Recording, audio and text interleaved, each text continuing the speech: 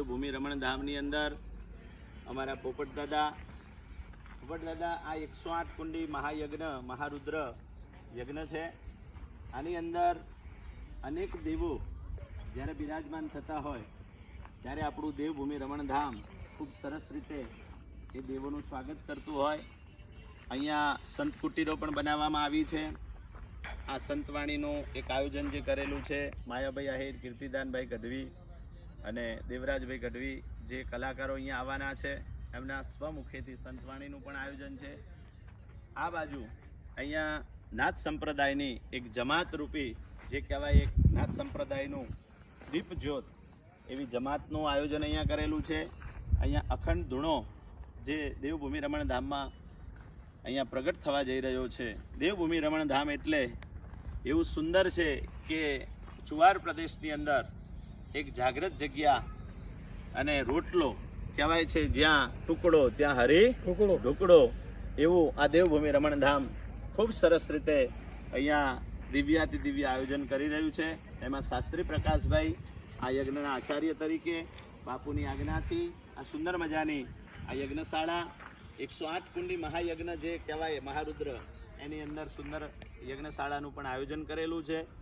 તો સર્વે ભાવિક ભક્તોને વિનંતી કે વધારેથી વધારે બહોળી સંખ્યામાં આપ સૌ અહીંયા પ્રસાદ ગ્રહણ કરવા અને ગુરુ ગોરક્ષનાથજીના દર્શનના લાભ અર્થે આવો। અનેક સંતો અહીંયા પધારવાના છે, સંતોના પણ દર્શનનો લાભ લેવા પધારો।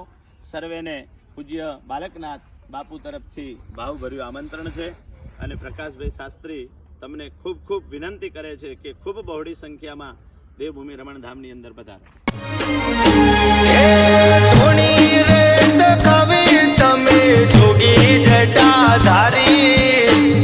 પુરાનો ટોડો હાચવી બેઠો ભગવાધારી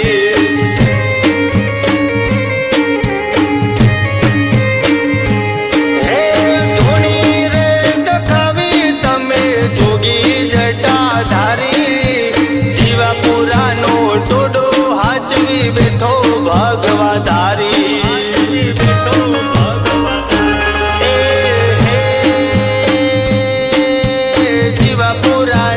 નાદિય મારો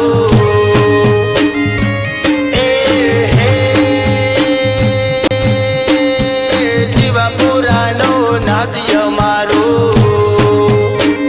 હે મારો વાલો બાલક નાથ મારો વાલો યોગી નાથ ગુરુ ભગવાન છે।